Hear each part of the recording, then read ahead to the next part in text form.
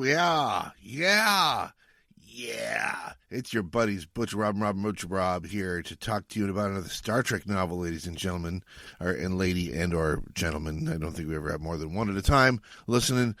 So we are going to talk about our next random picked pocketbook Star Trek novel, 1 through 50. Tonight we went to the very beginning. Last week we rolled a 1, which is really bad if you're trying to attack a bugbear, but it's great if you're picking a Star Trek novel because that means we get Star Trek the motion picture, the novelization from 1979. And here to talk to me about it, as always, is my co-host, Lord Robe McCullough. What do you guys say, Lord Robe? Just a minute, Butch, sir. Your Admiral Nagura invoked a little-known, seldom-used clause, etc., etc. In other words, they drafted me. All right. Yes, rolling a 1. That's what Darlene calls our honeymoon. But, yeah, I'm happy to be here with you for Star Trek, the motion picture, the book. So this is a fun one. And, you know, we've talked about the film before. Obviously, This is a novelization of. But the film, in my estimation, really grew when they shined it all up and polished it and everything with that director's edition a couple of years ago. So what I used to think of as a middling Star Trek film, I have way up in the Mount Rushmore now. And so it was really fun to revisit the novelization, which I have a hardback edition of. And so that was fun. And the great bird of the galaxy himself, I heard he got paid $400,000 for this. Holy mackerel. So good for him and good for us. Good for him and good for us. Yeah, so this is the only novel ever written by one Gene Roddenberry, as you mentioned, the aforementioned great bird of the galaxy. He did write other books. He wrote the Star Trek Reader 1 and 2, The Making of Star Trek, the Q Chronicles, script book, How to Write for TV. He wrote a how-to book on that. He wrote something called something on Mankind, a Declaration for First Principles. We lost Gene Roddenberry on October 24th, 1991, right around the time, if I'm not mistaken, when Star Trek VI was coming out in theaters. A little before. I think it was a couple days before, right? Yeah, it was just right before. That's right. Yeah, exactly. So it's interesting that this is his only novel. I'm sort of glad. I'm going to say I come away with this novel with positive feelings about it, but I get the sense that if he, Gene Roddenberry, were to write a novelization from beginning to end of an original material, it might be a little bit Omni-ish, is what I'm saying. Although probably more like the Dear Penthouse letters minus the homosexual overtones, if you know what I'm saying. Yeah, I do. Well, and for a guy who is kind of notorious, as much as we all love, probably in my opinion, the greatest show in the history of television, and probably up in the pantheon of most progressive shows ever. Mm-hmm. The guy was a player, and so I think libido played a big part in his life and in his work, and by God, it's showing up here in my book. Yeah, there's going to be a lot of times when you're like, "Woo, great, all right." I also think that if he were still around and with us, he'd be hosting the Joe Rogan podcast a little bit. I like when story novels. I'm definitely a fan of when novels like fill in the history books, and then in 2131 we started putting like bases all along the solar system so we could hop, skip, and jump all around those places. Yeah. And of course, then we found that alien moon base that had been on the moon since 1 million years BC. And I'm sorry, what? Where? What? Who do you think built the pyramids? I was like, no. Can we go back to that stuff about how we drained the Mediterranean Sea? That was cool. I guess, we got a hydroelectric dam at Gibraltar and stuff like that.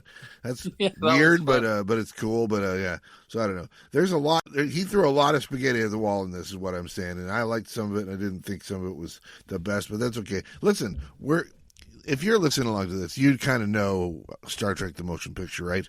It's an emergency mission to save the Earth from an extraterrestrial threat. We think a giant cloud that's seemingly unstoppable and unknowable, and it's V'ger, who's a vast, gigantic living machine that was originally Voyager 6 on Earth. It evolved. We're going to learn how it evolved a little bit. It no longer believes that its creator could be the tiny flawed humans that actually created it. So it's an interesting story. You also probably saw it in the Changeling season 2, episode 4 of the original series. So, but again, I think there's a perfect example of a movie version that is vastly superior to the TV episode that it's loosely based on. Well, not loosely based, that it's pretty solidly based on. It's vastly superior, but it is so it's full of, I think, really fun ideas. I really enjoy in the movie the character arcs of the main players, and I don't know that is helped by the novel at all. But it is a story with some flaws, and there is, a little bit of Yogi Berra syndrome, going on, deja vu all over again for us Trek fans. Yeah. And but I wish he would have fleshed, if you'll forgive the word, the book out a little more, the story. But it does enough to. You're right, it's a little bananas, but it's got some fun stuff in it, and frankly, it's got some stuff that I didn't realize came from this book. The Lori Sienna stuff. Yeah. I remembered from the Lost Years. Oh, interesting. And I remembered that story and thinking, that's kind of out of nowhere. And, Admiral Kirk and this smoking hot chick. Admiral Kirk. I'm thinking Charlize Theron or something. Yeah. Are kind of jetting across to the galactic hotspots to, as kind of a crisis response team. And I remember in that book, The Lost Years, which was supposed to kind of fill in the gap between the motion picture and the end of the series. Yeah. I remember going, that's kind of a weird story. I didn't realize it came from this book, and I didn't realize, spoiler, the transporter accident was her. Yeah, I was going to say, boy, that's a little bit interesting. I wonder how much we're going to get. Oh, not apparently very much of her in this book, I see, yes. Because they were setting it up, and it's like, yeah. And then, because that is always one, it's like Commander Sonak is, of course, the only Vulcan science officer available. So we get him, because Spock's not around, and so Kirk's like, gotta have a Vulcan there. And then some rando, other lady who I believe hear screaming, in their death throes. Kind of hard to tell if she has a banging body in that scene. I'm not going to lie. Well, it's that is a terrifying scene. I can't believe they got a G rating with that scene alone. Well, let's just say if they'd have stuck to Roddenberry's novelization, they wouldn't have had a G rating. Yeah, and these bitches wouldn't be wearing tan slacks and stuff. Oh, my God, yes. All right, well, that's you got some deets for us, Butch. Yeah, I mean, it was one of the most expensive movies ever made. This was, so I don't want to focus too much on the movie because, again, this is the novelization. It's the first novel of the Pocket Books. Pocket Books bought the rights to Star Trek, but had to wait out the string. They did this novel, and they kind of had to wait for Bantam to finish its Bantam had a few more books in the string, so the next one doesn't come out until 1981, I don't think. But so this is a big deal because the Pocket Books Star Trek series was massive, and I think it still is. Prolific. But they quit numbering them and stuff. But it is quite the successful line of books. And they're doing them every few months, right? I mean, it's like they're turning them out every 3 or 4 months for a decade. Yeah, and when we were experiencing the heyday in the 80s, they weren't just coming out; they were going to the bestseller list. Yeah. Oh, yeah. They had a nice run. Had its own stand at the Walden Books, of course. That's how you. You just had to look to the front of the store. Where's the Walden Book stand for the new Star Trek novel? That's right. So, Yeah, so and it's also important to put this in perspective that originally a lot of the work for these characters had been for a TV series that never happened on a network that didn't happen for another 25 years, right? So the Paramount United Oh, it wasn't Paramount that long. Network, It was like 10 more years. It wasn't that long. Well, United Paramount Network would originally make its debut in 1995. Well, yeah, but basically it was the show Next Generation launched, which was essentially a spin-off reboot, whatever. Oh yes, exactly. Launched the Fox network, if I remember correctly, our senior year. Oh yes. Well, it was on some TV's Fox networks, right? Because a lot of local stations had like 4 channels, or 5 channels. They had their ABC, their NBC, their CBS, their PBS, and then some other random station. A lot of those random stations in different cities became the Fox channel, and so they were the ones that got a lot of the syndicated shows. So, and they only had 2 hours of primetime TV at night. So, like Next Generation ended up on a lot of those Fox networks, but it wasn't ever a Fox show, right? That they were going to launch a Paramount network, a 4th network. It was going to be Paramount, and that did happen in 1995, and it was Voyager that ended up being the flagship show on that. But otherwise, but more to what I was saying is that the characters you see, the new characters, the new sets, the new uniforms, were all going to be part of that.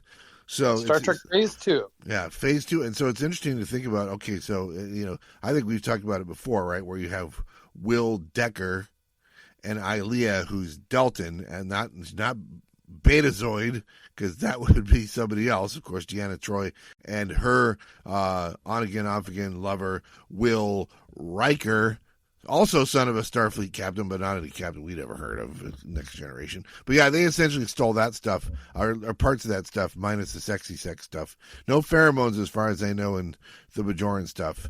It's all the empath, yes. Pheromones, no. Hair, yes. Bald, no. So I guess, we're getting pluses and minuses there, I think. But yeah, it's well established that Troy and Riker were Ilea and Decker, kind of 2.0. It is interesting. I must say I prefer Deltan to Betazoid as a race name. Yeah, I do too. Oid is a weird word. It's Oid. Betazoid makes you think how many arms do they have or whatever. No, they're pretty much human looking. They're just that's the thing. The humans, the Betazoids always had black eyes. Their irises are all black. I never really noticed that until after the series was over. But that's the whole thing. You're supposed to be able to tell, and I was like, you can't tell. She just had dark eyes, and you only really ever saw the one. Although ironically, our actress who plays Nurse Chapel would go on and play a Betazoid on not just Star Trek: The Next Generation, but Star Trek: Deep Space Nine as well. So that's always fun. But and she was great in that role. What about Beta Z? That would have been better. Even Beta Z is the planet, and Betazoid is the I don't get it. Okay. Yeah. But anyway, so and then of course we get Chief DeFalco. Don't forget about Chief DeFalco. She's the backup navigator. She was of course played by Marcy Lafferty, who was married to Shatner from 1973 to 1994. So she's been married to him for like 5.5 years by the time this movie comes out. That'll get you your SAG card, right? That's right, exactly. Yeah, it pays to know somebody who knows. And I like how at some point, Kirk, the character, sees DeFalco come in and says, "Oh, I better." Does he actually think the words "I better file that in my spank bank"? Did he actually think those words? No, he said he wanted to take some leave on some nice planet or there whatever. It is. Yeah, we're essentially saying the same thing. That's right. So, but so to reset all this stuff. So now Kirk finds himself as having been an admiral and chief of Starfleet operations for 3 years. He finds it's a terrible mistake. And we all know that Spock has almost left his human family behind. He's right. We meet up with him as he's finishing the Kolinar and about to accept a award there where you go live in a hermit's shack for the rest of your life in the middle of a desert somewhere. But he abandons that. McCoy looks like he has been living in a hermit shack. He shows up with that beard and the big medallion and the 1970s butterfly collar. They describe some of that, and they describe some of that in the book. Of course, I'm motion picturing. Yeah. Do you know why? Because I'm curious about this. So, and I realize, and this would probably matter more if we had any listeners, which we don't. So it's just you and I talking. There's 10 years in real lifetime between the end of the show and this movie. Yeah. Do you know why they went with the decision to say it's 3 years? I don't. What was the reason? No, I don't know. I'm curious because they could have said 5 years. They could have said whatever they want. But saying 3 when it's 10 is like, well, I mean, they could have said 10, honestly. Yeah. I wonder why they did that, because 3 years, you're sort of, you're almost daring people to go, I'm calling bullshit, because everybody's clearly a decade older. Oh yeah, absolutely. Nobody's fooling anybody. Although if it was a season long, we know that Shatner would be like having the buffet table swing back and forth. But he's in good shape for this whole movie. So there's that. He's not Star Trek 5. It's interesting because like you said, it's been 10 years real time, but they're going to pretend it was 3, and then between now and Star Trek 2 will be 3 years, but they're going to pretend that's a 10-year gap, right? So, did they? I didn't even know. Well, the idea is by the time you show up to Star Trek II, The Wrath of Khan, they're going to say it was 15 years after they found Khan. That's true. That's and so they're back to real yeah. time. They're back to saying, okay, it's 2382 or whatever. That's right. Yeah. Yeah. So, gotcha. So, well, no, it's still 2282 is what it is. Because next generation, the 2360s, yes. So yeah, and the Squire Gothos thinks it's 21, or no, Khan himself thinks it's 2182. That's right. He didn't have the fucking thing right. They had 10 years to try and get the timing right, and they managed to do it by just avoiding the question in this movie. So, right. So let's see who else we got. Scotty's got a mustache now, but other than that, he doesn't look too terribly different. Maybe a little bit heavier, but he's got a mustache. Uhura, for the first time ever, is wearing an afro. That was verboten during the original series. She was not allowed to wear an afro during the original series, but it's 1979 now, so to hell with that. To hell with the rules. I'm going to wear it anyway. She's now by the way, she and Sulu are both now lieutenant commanders, so that's fun. And well, we all lament the fact. I'm just speaking for the world. Yeah. We all lament the fact that we never got a proper end of the mission, homecoming, season finale. We never, and that's why there was this interest between what happened between the end of the show and this movie. Yeah. I presume that everybody came back at the end of this historic "Yay, You All Lived" mission with so many glorious successes. I'm sure there was promotions getting handed out left and right for anybody who was on that. I mean, that looks pretty good on your resume. Oh yeah, by the way, I was on the Starship Enterprise. Maybe you heard of it. You're getting a bump in rank. Absolutely. Even Ensign Chekhov is now Lieutenant Chekhov, of course. And he switched over to weapons or security rather than navigation. Not only that, Butch, but the WBA elevated him to regular champion. not super duper champion, but he was there. Yeah, you just leave it to the WBA to do that. And so then the last couple of our main characters we hear from, one of them is one we haven't heard from in quite a while. This is our first Janice Rand sighting since like the 14th episode of the original series. She's still a non-com. She was a yeoman, which means she's not an officer, and now she's still not an officer. She's a chief. Which is kind of like, you probably haven't seen, in Next Generation, you have Chief O'Brien, who would later move on and play Chief O'Brien in Star Trek Deep Space Nine for 7 years. Not an officer. He's like their equivalent of like a non-com, basically. I didn't realize he wasn't an officer. I knew he was the... Well, they played around with it. I think there's a couple pictures of him in the original, in this TNG series with the lieutenant's dots, but when they figure out what they're doing, they settle on him being a non-com is what it is. And she's a non-com also. She's a transporter chief, and so she's doing it now, still on the Enterprise. Are they implying she was there all along? We just didn't see her very much anymore. Is that what they're kind I of don't implying? think so. I always got the impression she was not there, but are you saying maybe she was? Well, we could, just because we never saw her doesn't mean there's a lot of yeomen that came and went. So maybe they were all there. They're just down in the typing pool. You know what I mean? The secretarial pool. I always assumed that maybe she, it was getting too hard for her to see Kirk having your Helen Noels and everybody else at the Christmas party, and just like, I can't work next to my ex wannabe boyfriend at the chemistry lab Christmas party. You took me into your arms. Okay, yeah, so that kind of thing. And then Chapel, we learn has her MD now. Although it's interesting because what we also learned is that even when we saw her back in the old TV series, she had a PhD in like some sort of a research or whatever. So she was always a PhD. Really, not she did the nurse thing, as a job, but she was much more educated than the nurse thing as far as science goes. But then, she was a Dr. Jill as far as that goes. Yeah. She had a doctorate. Yes, doctorate, but not an MD. In this case, she got an MD, and she acts like it in this. And we get a little bit more of her in this than we do in the movie, and that's good, but not a lot. So, so let me. There's a couple things besides the characters that I want to talk about that are ideas that Roddenberry spends like the first third of the book exploring, but then just kind of abandons. What are new humans? Well, this was interesting because if this novel had come out this year, right? Yeah, I would have been like, God damn it with the woke shit. Yeah, I would have. Because it's very 2024, polyamory and all this other stuff, and God bless them. And I told you my favorite conspiracy theory. You mentioned Joe Rogan, and this isn't from him, but when you say conspiracy, I think Joe Rogan, sure, like you do. I think Joe Rogan's good at one thing, and that's calling UFC fights. But he's a terrible comedian. He's not funny. But I agree.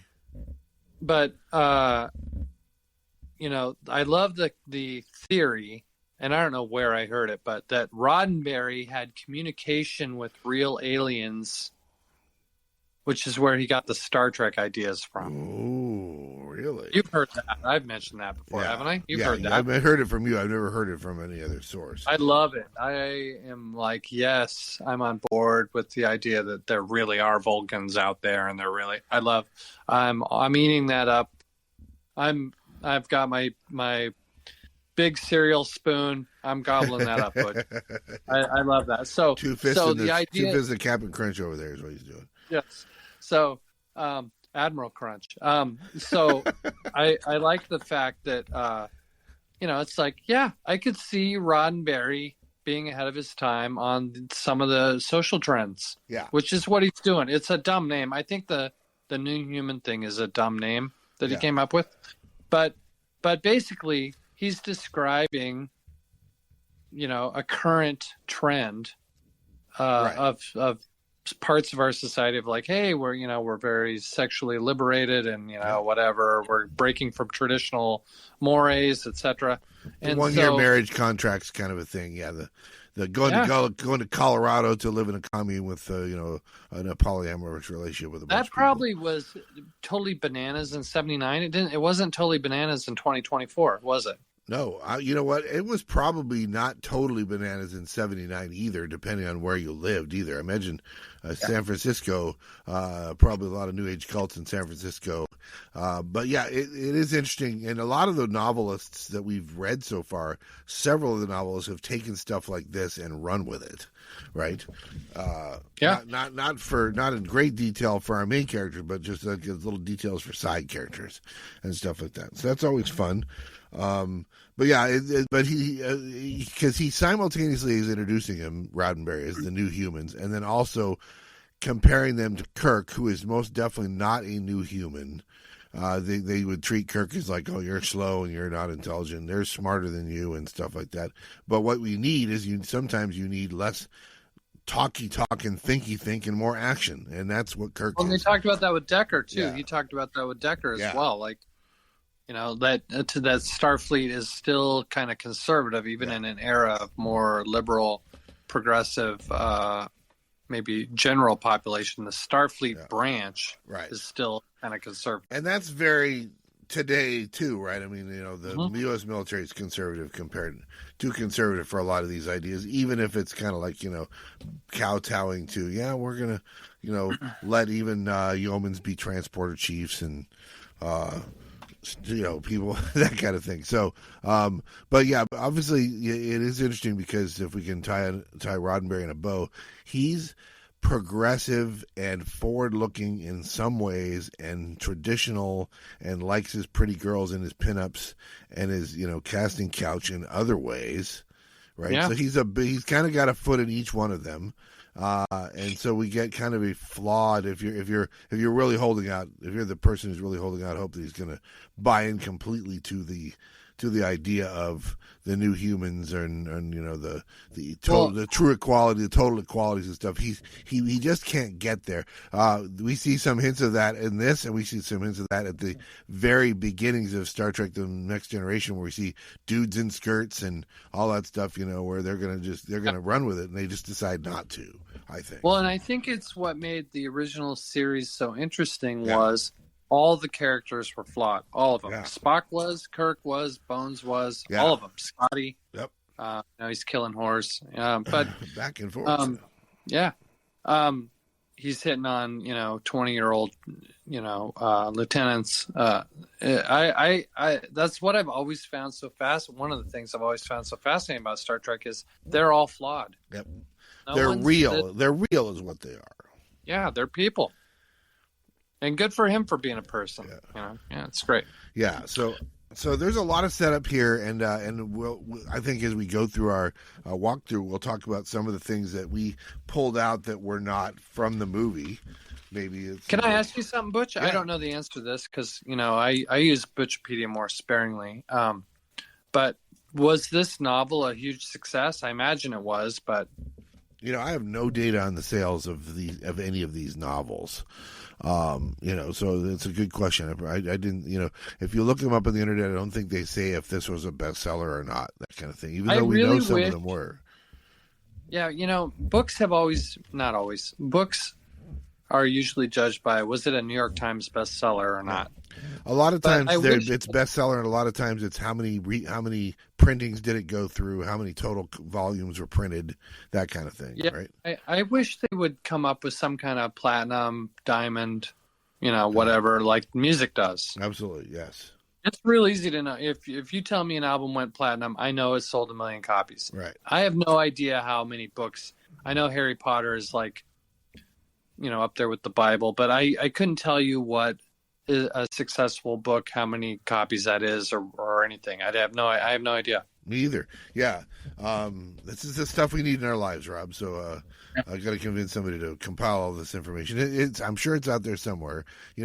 Publishers make decisions based on sales and things like that, and they base how much you're going to get paid for your next book based on sales, and so they have to have these numbers here somewhere. Well, and $400,000 in 1979, that's a chunk. That's a chunk of change. Yeah, they're spending a lot of money. This is a movie that they spent $50 million on. So they were after Roddenberry kind of stepped a little bit away from Star Trek in season 3, they were ready to jump full on with him back in the saddle, and ride his vision again. And then, of course, by the time we get Star Trek 2, he's out again. Which is really interesting because it's like they came to think of, well, obviously the people didn't want this. And we can talk about why, although you and I are in the, I don't know if it probably is the minority. I think where, we both think that the motion picture, the movie is, borderline masterpiece. We both think it's not as good as the second one, as Star Trek 2. But what is that gap has closed? Yeah, I mean it's narrowed. It's narrowed. But yeah, so it's not really fair to compare a lot of movies and say, well, you're not Star Trek 2 material. Well, yeah, I don't consider that too much of a downfall. I think I'd put the motion picture. I think I would bump Star Trek 4 and make the motion picture number 2. I've had it number 2 for a while on my list, so yeah, for sure. So all right. So let's launch in because we got a couple prefaces we got to get through. First of all, we have the. We launch in 12 hours, Butch. Well, yeah, Kirk's got a little talking he's got to do first. There's a Kirk preface from this. It's first person told by Kirk himself, talking about Starfleet and new humans and more evolved people and Kirk's disdain for those people because he's old school and that kind of thing. And then we get the author's preface, which is Roddenberry talking about his involvement, as a compiler of the events contained therein. He does respond to the question, why Star Trek again? Why don't you move on to other things and stuff? But it's all really weird that it's the main character who Roddenberry kind of like lives vicariously through, and then Roddenberry himself talking about their thoughts in participating in the Star Trek universe, which is a fictional universe, by the way. Yeah, I like when when in some of the Star Trek books when they, what was the Klingon one we read where was it the Final Reflection? Final Reflection, yeah. Mm-hmm. And they're like, hey, this is a sort of historical book, but it might not entirely be true, blah, blah, blah. But they're kayfabing it, if I'm using a wrestling term, right? Yeah. And I do I love that when they do that. And then, but I don't know that Roddenberry does a great job of writing as Kirk. No, I don't think so. I thought, I was like, this doesn't really sound like the James Tiberius that I know, but whatever. He's been behind a desk, I guess. But it's kind of fun, but a little off right out of the gate. Yeah, and it is interesting because he was firmly in the belief that Kirk is the main character and the focus of the series, and so he's obviously going to be the focus of this movie too. So you get the sense that Roddenberry pictured himself as James Kirk / Horatio Hornblower kind of thing, and then still doesn't quite have it right. I think you're right. If we go over the years, you can pick out other producers of the show that did Kirk better than Roddenberry did. So, which is really interesting. And of course, Shatner did Kirk in a different way, maybe too. So you got to give the actor some credit too, for sure. Absolutely. All right. So Chapter 1, we learn that Kirk is in the Mediterranean somewhere. He's been at, or is still at, the Egypt / Israel, and museum at Alexandria.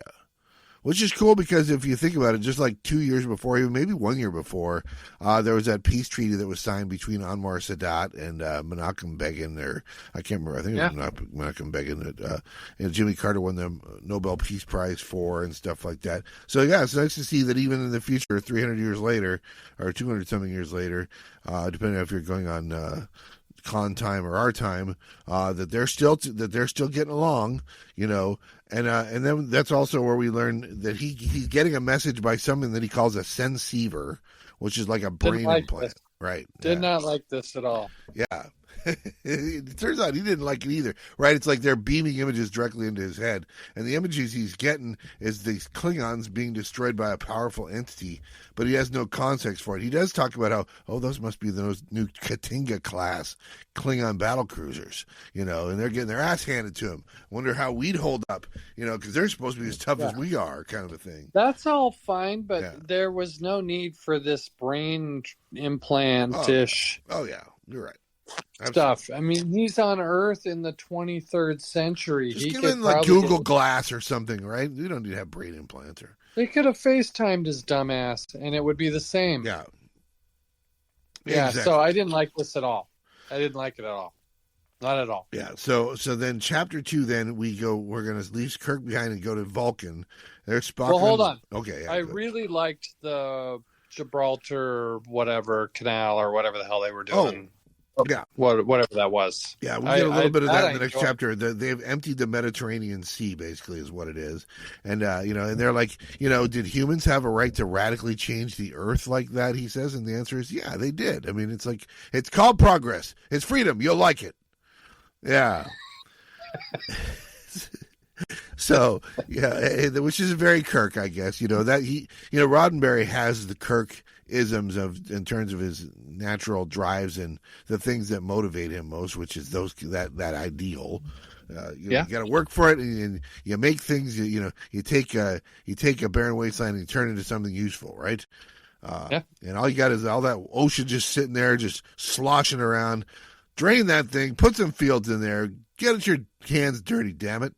And they're like, we were getting our hands dirty catching fish out of here, whatever. We're curing famine, god damn it, right. Or whatever.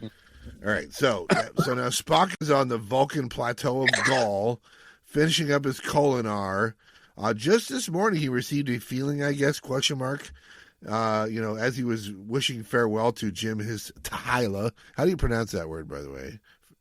I pronounce it Tahila, but Yeah, which is the Vulcan word for friend, but means more than that, right? It's not. There's not.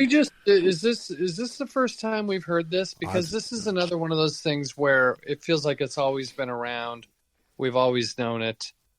Well, if I can, Rob, I think it might be the first time we've read it. Of course, we probably read it in a different Star Trek novel before this, right? So. Maybe that because it feels like it might have been in some other Star Trek novel. And it was introduced in this, and other people carried it, and we saw it there because we're bouncing all over the place, rather than reading them in order, kind of thing back in the day. Yeah, we're not even reading them in order now. Now that I think about it, we're bouncing around now at the whims of the dice.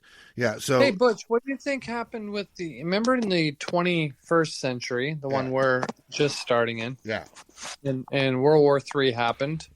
Torn from today's headlines, right? And how did all those nukes go off without us having the old nuclear winter or whatever? Do we know? I assume it was a limited nuclear exchange, probably, right?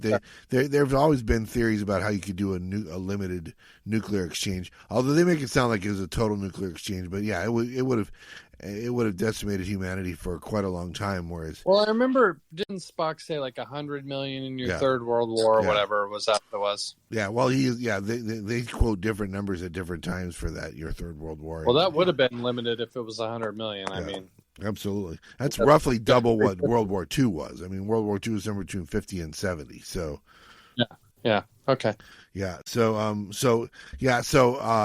So the High Master, the Vulcan High Master, sees this kind of hesitation and says, "You are needed elsewhere. You'll find your answer lies elsewhere. You're not going to find it here." And then it's a very straight out of the scene from the movie itself, where the necklace gets thrown on the ground, tough shit. Was it implied, or am I imagining this, or was it? Because it's been a couple weeks since I read this, maybe 3 weeks, but was it the idea that Spock was so hurt when they returned from the mission and Kirk took this promotion that he just said, I don't like feelings anymore. I'm immediately signing up for Kolinar Corps and the Colonier discipline, I think. Thank you. And this is, again, where I wish we would have had a little more than 3 years. This feels like this is a lot in a short amount of time. 1,000 days, basically. Everyone's gone through these wild changes. The Kolinar story with Spock is one that I've always thought was very interesting, and I think a good journey for him to go on. Yeah. But 3 years just feels compressed. Like immediately they got home and he said, "Fuck humanity," and I'm out. Yeah, and in fairness, I think you can probably imagine either maybe those last couple episodes of the 5-year mission that we never got to see might have really wrecked him or something like that, or maybe he just is like, we know that throughout the original series he wanted to be Vulcan. Vulcan is how he identified, right? He's half and half, but he identifies Vulcan, But he'd been in Star Trek for, 20 years? Well, 17, I think, is what they say. Okay. I think that's Data. That's what I think that is, actually. Data's been in for 17 years. Yeah, he's been in for a while. And so a while before we get to him in this series, even longer, or shorter time by the time we get to him in Strange New Worlds, of course. And he's kind of decided, you know what, having spent 5 years on a ship with humans who call me names and question my orders and use racist epithets against me.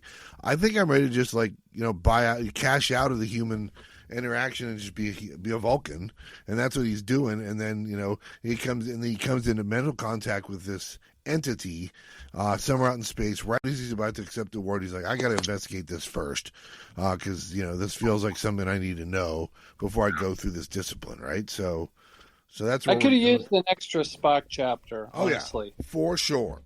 They really don't give us anything in this that we don't get in the motion picture. Yeah. All right, so now we're chapter 3. We're going to go back to Kirk, who's still in the Med Basin. That's the Mediterranean Basin. This is where we learn that it's a great human achievement that they dammed up Gibraltar. Blah blah blah. Admiral Kirk is put on hold while he's calling it a Starfleet. That's fun. He's an unhappy admiral, aren't they all? Of course. And then we get Admiral Lori Ciani, right? She's giving him the news by hologram. She's a xenopsychologist. Even though they spell it wrong, they spell it Zeno, which it's supposed to be Xeno. That's fun. It's like and then Kirk's former lover. I like how God, this is how you know how this is going to go. So she gets on the line. The hologram appears, and he says, "Oh, it's my former lover." And then the narration says he feels a slight pressure in his genitals. I'm like, son of a bitch. Oh, Rod. Wow. Well, it's not over the top, I'll say that, but holy crap. I think we all know. Pants are snug. Yeah. Not going to be the last one of those we get, yeah. And Kirk even says shit, and then he explains that he learned that from his grandfather Samuel, that epithet, I guess. Because, why have we never heard him say that during the TV series? It's like, well, because he only drags that out when real important things happen, I guess. It was 5 years. We saw, about... Go to the devil. What? That's the worst. I wonder how many days we actually saw the Enterprise in action. Because some episodes were longer. That one was like 2 months. Yeah, the Paradise Center was 2 months, right? Everything else. Yeah. Well, everything else a day or two. Requiem for Methuselah is like 4 hours, right? So there you go. Yeah, so we probably saw less than a year. So he probably had some shits in there. Yeah, probably. Yeah, off duty for sure, and not when the cameras are rolling. That's for sure. So, that's true. So Lori says that the Enterprise can intercept is the only ship that can intercept this entity in time. It's at Earth. If it leaves at warp, it can get out there, fast enough, but or whatever. And don't worry, Captain Decker has been spending 18 months on the retrofit, and so now Kirk gets it. And I just picture Kirk turning towards the camera and the narrator going, and then Captain Kirk got a terrible, awful idea. And he does this Grinch smile at the screen, Kirk does, and you're like, he's going to take his ship back. Yeah. I'm on board. He's gonna do Decker wrong right here is what we're saying, right? It's like, yeah. Well, and I wish they would have, Roddenberry mentions that he's Matt Decker's kid. Yeah. But you could almost miss it. Yeah. I mean, I think, some reflecting of, oh man, I would have liked a little more backstory on Decker. Yeah, honestly. And Decker really doesn't talk about his dad at all, or think about his dad in his mental narratives that we get to look in on. He doesn't talk or think about his dad much. He's thinking about Ilea a lot, but gentle pressure on the genitals will do that to a guy. Yeah. Do you think because Matt Decker, I presume is remembered as a hero. Yeah. Despite the fact that he went a little nuts at the end. Yeah. Kirk did him right. Kirk did him a solid. Yeah. And, I could have used a little more backstory. I don't know if we've ever heard this or we just have all mentally filled it in that like Kirk was kind of a mentor to this guy or whatever. Will. But there's nothing like hey, I'm gonna make my dad proud. None of that. Nothing. Yeah, we just don't get it. Yeah, I think Roddenberry's kind of phoning it in a little. Well, he's got a lot of irons in the fire, and I think he gets lost in terms of what he wants to talk about. He wants to talk about the Decker Ilea relationship a little bit more, but he doesn't even do that nearly enough, I would say. Well, that's not true. I think I'm going to get enough of that from this story and from this novelization, I think. So this is my favorite part. So chapter 4 opens with Kirk going back to Starfleet via tube from Gibraltar to Los Angeles Island. I was like, they have no transporters? Seriously. Yeah, what the hell is up with this? Well, it's Elon Musk built a tube, right? That was an Elon Musk idea, was to transport people by pneumatic tubes and stuff like that. Why really aren't we fast. transporting him? He's a goddamn admiral. He's Right. fucking going. Right. He's taking his shoes off Yeah. at the airport. What the hell? I'm gonna say it right now, and it's gonna come back in a few minutes. Put a bookmark in that, and we'll see why. Although there's extenuating circumstances. That's a good point you made. That's All right. right. So Kirk's going to see Admiral Nagura, and he's thinking about how like Lori Ciani was probably used by Nagura to like cajole him into retiring. Hey, I'm here around the Starfleet operations. You can hang out with me all day long. There's a copy room right over there, Jimmy baby. Hey, Jimmy baby. I could see Kirk falling for that. Yeah. And I thought, and like I said, you read The Lost Years, of course, right? Oh, a long time back ago. in the day. I still have back it, in the yeah. day. And they went a little more in depth into how Kirk got persuaded to do this. Yep. Roddenberry kind of like mentions it, but I could see this. I could see Kirk being on the fence, but the fact that the message is being delivered by a beautiful woman being kind of the deal breaker. I could see it. Blah, blah, blah, blah, blah, blah, blah. That kind of thing. But right? why isn't Roddenberry fleshing this out a little, if you'll forgive me again? And also, what the hell with the Nagura thing? This is probably the number one thing in the motion picture, I think, that people wish we had, which was some of this Nagura stuff. What happened in that talk? And it's just the great mystery of all time. Like, this guy's this great figure. He's legendary status. You do not mess with them. Kirk's, it's the immovable object meets the irresistible force. Right. Nothing. Yeah, we don't get what we get. We don't get much of. Although there's a little bit of talk about new humans again. It's implied that Ciani and Nagura are new humans and Kirk is not. But Nagura knows that you have to have guys like Kirk around the non-new humans because they get stuff done. And it's at the end of the day, it's like Decker's the only one who knows this ship. But Kirk. But I mean, don't you wish we had the talk between Nagura and Kirk? Well, we have a little bit. It's just it doesn't say anything, right? It really doesn't go anywhere. Basically, the only thing we really get out of it is Nagura's like, yeah, well, Decker knows this ship and you don't anymore. He's like, yeah, but this isn't a mission about who knows the ship. It's a mission about who knows the unknown. And I'm the guy who knows the unknown, right? Who knows it better than me? I'm your 5-year mission guy, right? So. That makes sense. And yeah. it is, okay, you get your place back, right? I mean, that's essentially it. And you're like, is that all that happens? I doubt it was that easy with Nagura, is what I'm saying. Yeah.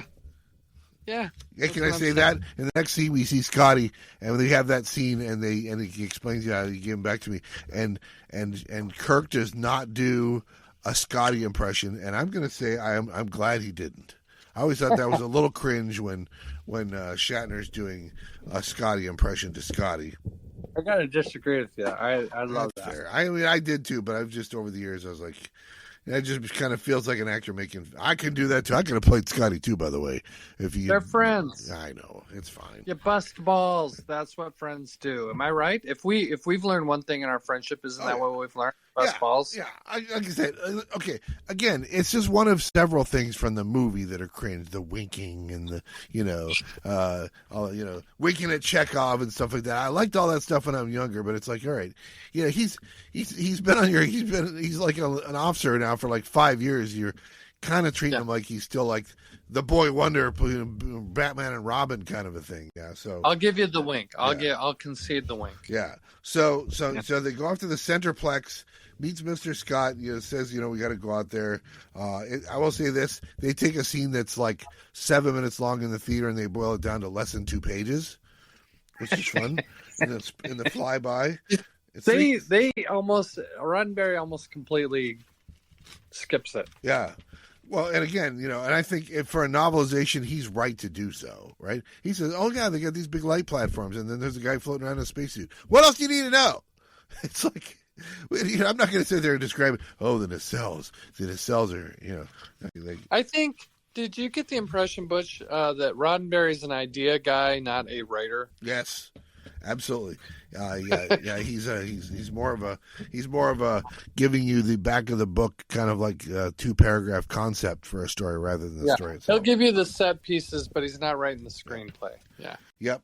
So now he's on board. He's welcomed aboard with him and now it goes very much like it does in the movie, right? Her and Sulu and Chekhov welcome him to the bridge. He says he's going to go down to meet Captain Decker and blah blah. And they're like, and we get the scene. It's like, yeah, our chances of surviving this mission may have just doubled. Says her. This is interesting. Yeah. This is interesting, Butch. If I may. Yeah. Star Trek was Roddenberry's crowning achievement, and I know he had other irons in the fire, right? Yeah. The Lieutenant, the animated series, Phase 2, whatever. Yep. Nichelle Nichols. Anyway, I digress. But I get that, but he's had 10 years, and I can't imagine he didn't have a million nights going, I wish I could have explored this more, that more, this more. Then he gets a chance to write a book. He doesn't include any of it. Yeah, it is weird, and it's kind of sad. But he does the things I think you can draw a lot about what he does, like flesh out and what he doesn't flesh out. Right? He fleshes out things we had never really thought about before, by characters and races we'd never really thought about before. And then he just kind of ignores all the stuff that we would have liked to hear more stuff about his thoughts as the creator of all this stuff on. Yeah. So, and you know what? I'm giving him a pass because he's the creator of Star Trek. Well, and again, so if you go, this is 15 years after he's making that first push to the networks to buy Star Trek, right? 64 to 79, right? So he's moved on. He's like, yeah, I was into some of that stuff, but I don't care about some of that stuff anymore. I kind of care more about this stuff now. If I was starting the series now, I'd be writing about this and this and that, not that, and this and stuff. Yeah. So, yeah. Yeah, so this is when then he goes to meet Decker, and he gives him the news about how you're out and I'm in and stuff like that.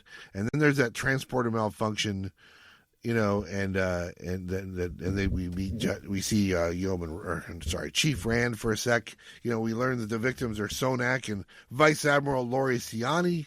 And now Kirk's a bit off his game. He has to get which way to turbo shaft 8 kind of a thing. That one threw me. I'll be honest, Butch. I don't mean to harp on a real trivial point here, but I've read this book before. Yeah. I don't remember how. I don't think it's even been that long. Right. I think in the last 5 years I read it, and I'm sure I read it once or twice originally. I totally missed the Lori Ciani thing.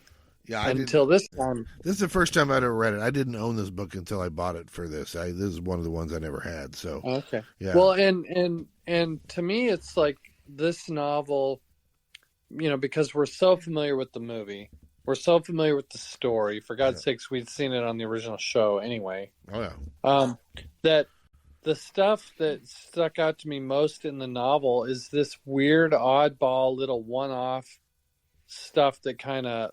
You're like, oh, I'm surprised by that. These little surprises more than the other stuff. Almost exclusively. Yeah. It is interesting. Although, so now, because, we're getting the stuff, all the stuff we ever wanted, all the questions we wanted answers for, we don't get, but we get answers for questions we didn't know we knew about. So now we're going to get the scene in the wreck deck, and Roddenberry makes a big deal about how a crew of this size has never been assembled in one place on a starship because there was never a place big enough. They assemble all 435 crew members on the wreck deck to watch this, to get the briefing and see what happened to the Klingons. And now we know that's like a Easter morning in Captain Pike's quarters. Yes, exactly. But it's interesting because that's just the way that they did it, And again, it is pretty cool seeing a group of crew that big in a single place, right? What's the biggest one we saw before? You might see like something in the shuttle deck, or I guess the wedding, with Tomlinson, or or Kirk's funeral, maybe, right? Or the biggest gatherings you saw. Well, and those were small. Those were still what, 30, 40 people, maybe. Yeah, probably more like 20. Yeah. And I remember in the movie, the motion picture rather, it is cool, and it looks like a college campus catalog with you got Indian headdresses, you got all kinds of diversity in there. You got every race you could come up with, every extra. Aliens as well, yes. So there's and so it's cool. I like that he talked about it a little and explained it a little. I think you're right. It's like we didn't know we needed an explanation for that, but it's kind of cool to have it. Yeah, for sure. And so it's interesting because they assemble. They watch the footage of the Klingons battling the cloud. What I really like about this is that he's like, I always wondered about this. Okay, so the Klingons get destroyed. Why is there still a camera there looking at this cloud? And the answer is that, right? Because Epsilon 9 had detached some drones to go get footage of all this stuff. Love it. And so they do. So I'm glad that they, even if it's a throwaway line, they explain, okay, so the Klingons are gone. Why are we still seeing this stuff? Because we have Federation drones there, and they're too small. V'ger doesn't know. V'ger doesn't care. The Rain don't mind. The Rain don't care, as it were. You know what I always, I don't know if we talked about this when we did the motion picture a couple years ago when the deluxe edition came out or whatever. But I never understood, because in the movie they're like, wow, it's 8 AUs or whatever. And you and I know what that is, but I imagine 99% of the audience does not know what that is. Nope. And he explains what it is. So good for Roddenberry. Yeah. I don't understand why they made V'ger that big. It's so over the top. It's like the spaceship in the sequel to Independence Day. Yeah. It's too big. Yes.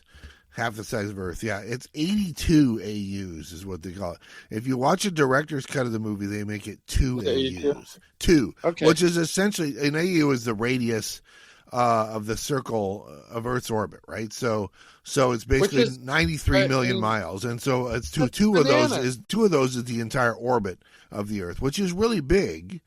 Right, yeah. but it's 82 AUs is like bigger than the orbit of Neptune, right? I mean, and he does say you could hide an entire solar system, planets included, inside there, which is, I think, too much. It's too big. Yep, exactly. Because if you're not flying around at warp speed, it's going to take you a while to navigate through that cloud, right? Yeah, and they're not flying at warp through there. Once they get close to it, they're all sublight. So this is what it is. So okay, so they watched it. So then they watched the footage of the Klingons, and then by the way, Epsilon 9's like, hey, by the way, we're seeing it on our screens, but let's scan it. And then they realize, oops, we shouldn't have done that. They watch Epsilon 9 get decimated, destroyed by this thing. And there's still drones watching, because of course there's drones. I like that. Watching the empty space, still broadcasting.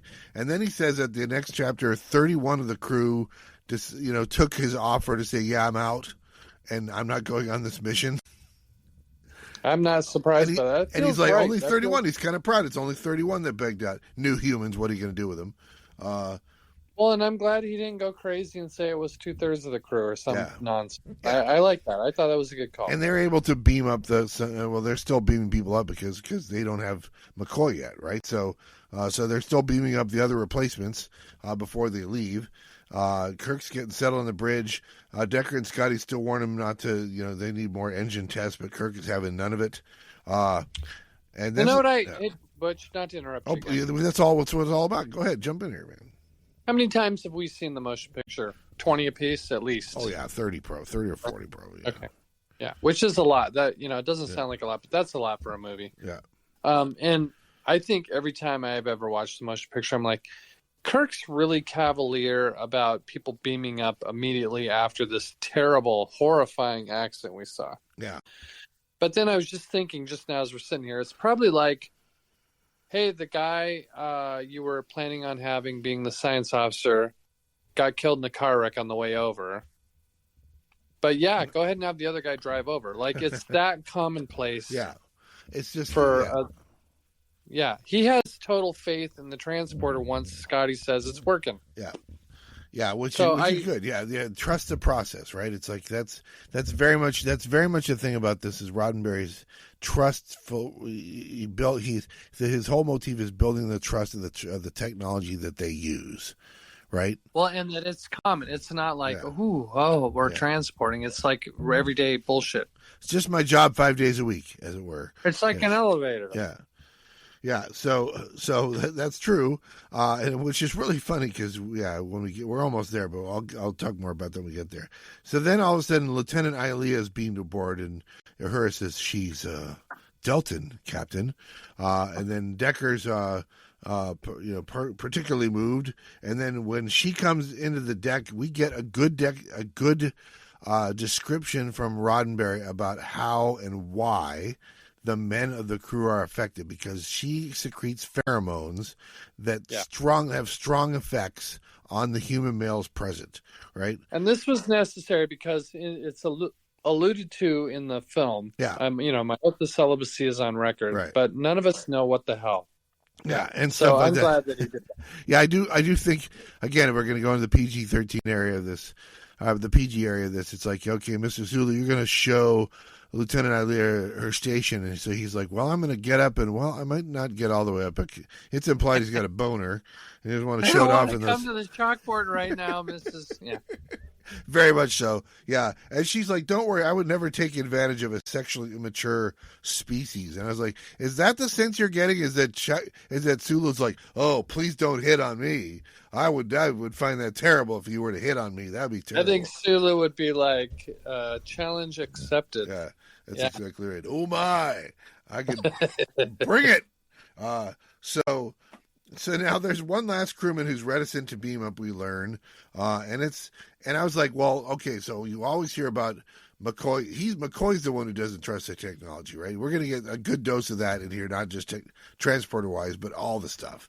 And so he's like, well, yeah, hey, Jim, you remember when you used to tell me just get on the transporter? You just had 2 people die like an hour ago, so don't give me this bullshit about how it's safe, because an hour ago you lost an admiral and a science officer to this. So if all the same, why don't you have Scotty bring me over one of those damn pods? How about that?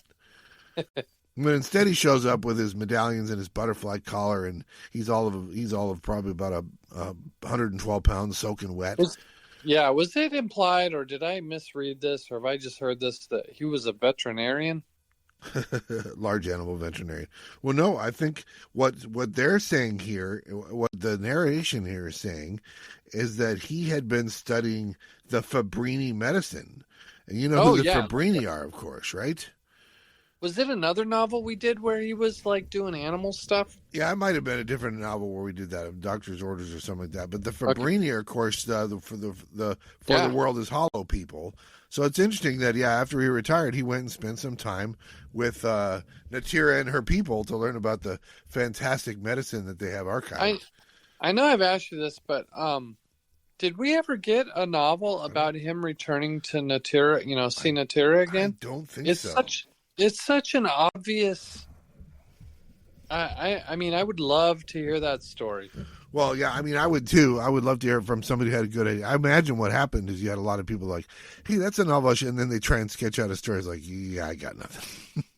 I don't know. I feel like you could do it. I mean, you got you could have that ship returning to whatever planet it was going to collide with or whatever, and have some drama about something goes south and that with that. Or I just read sometime this summer, I read a Star Trek novel I had never read, Butch, that I saw in a bookstore. It was Garth of Izar. Did I tell you this? I don't think so. Garth of Izar, and I was like, oh, sweet. Someone did a novel about after, whatever episode that was, Whom Gods Destroy. No, was that what it was? Yeah, so post Whom Gods Destroy episode. Yeah, post Whom Gods Destroy. What happened to Garth of Izar? Okay, the Enterprise meets up with him and blah, blah, blah. Yeah. I was like, oh, I'm in. I'm all in. Because he's cured, right? Or something like that, yeah? He's cured. Or is he, right? So that's the thing, right? So I was like, ooh, I'm shut up and take my money. And it was the most boring, nondescript, stupid book probably of any of the Star Trek novels I've ever read. I just was like, it was a reach for me to go, meh. I mean, it was just like you had 40 years, 50 years to come up with a story, whoever this author is, and this is what you came up with? Yeah, But I think that's probably has happened on when a number of people like put together an idea and ran it past the publishers, and the publishers like, we're going to pass on this. Well, I mean, when I just told you like the elevator pitch, you were in, right? Yeah. You were like, sure. right? Yeah, absolutely. And I can't believe I can't believe how limp Garth of Izar the book was. Skip it. It's a skipper. Jay would throw it out the window on a busy highway.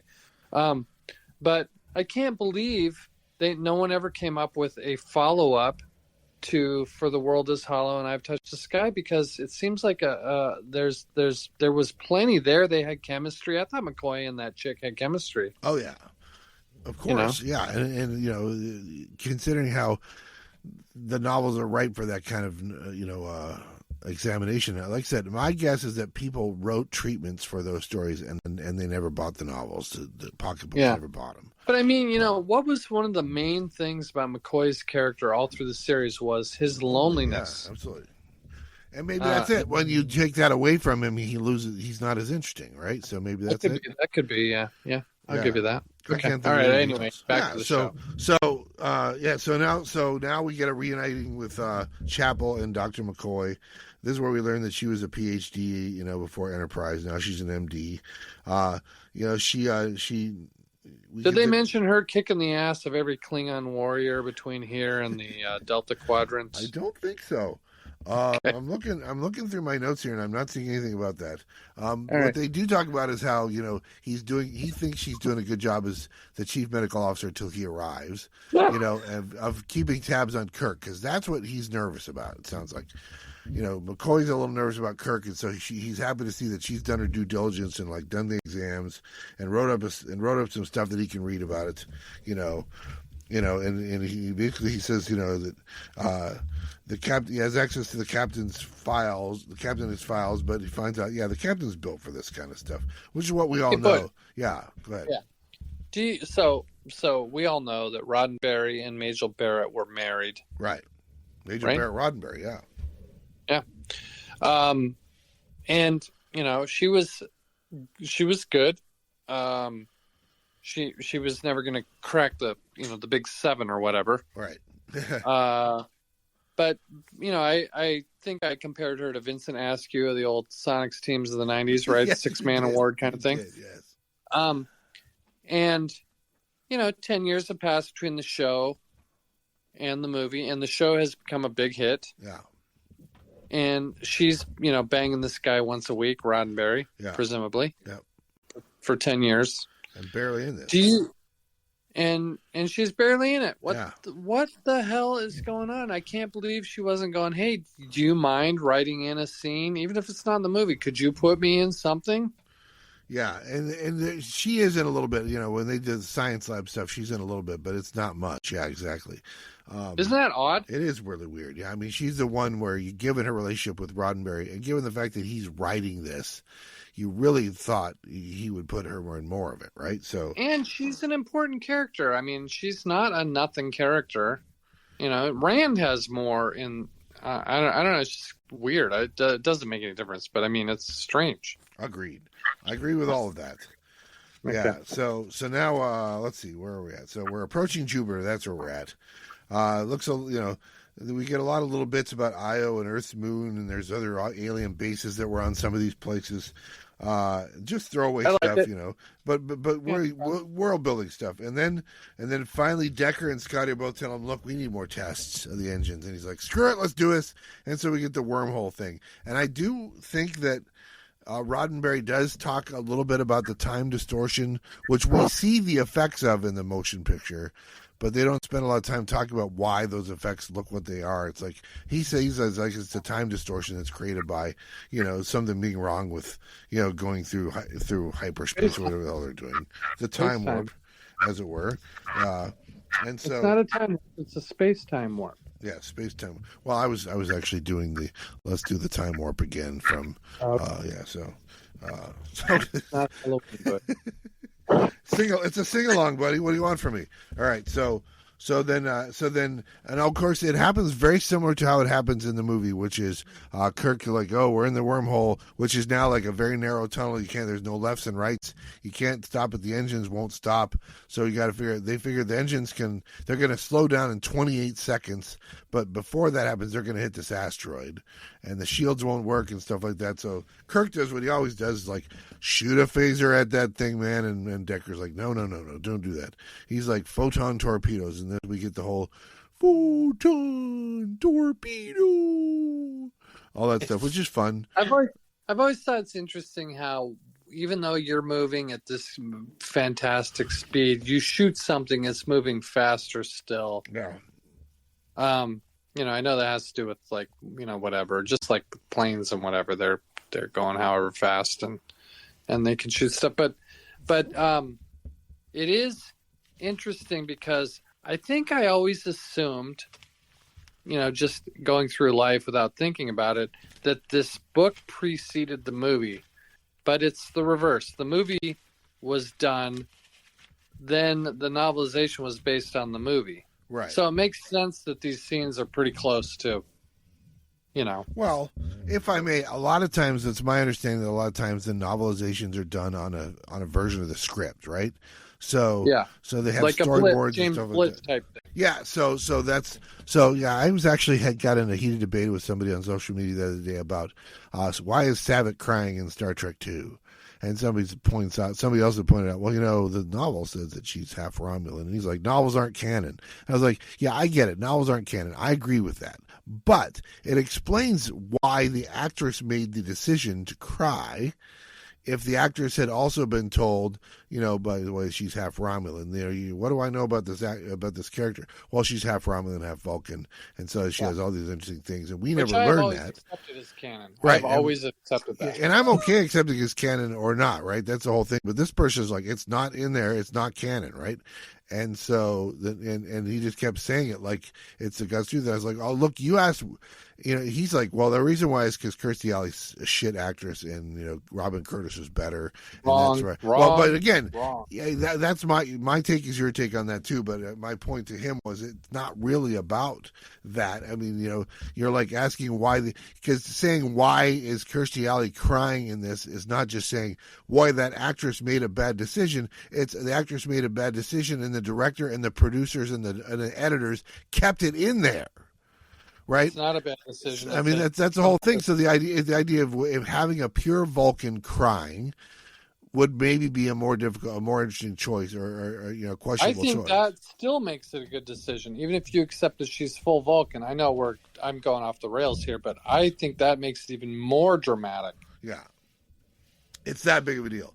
It certainly is. Yeah, it certainly is. But again, I don't know why you're arguing with strangers on social media, but that's the way of the world. But I've always accepted that if you ask me who is Savick, I'd be like, oh, she's this half Vulcan, half Romulan chick that was on the Enterprise. And had Spock's baby. I accept. I 100% accept that as canon. Yep.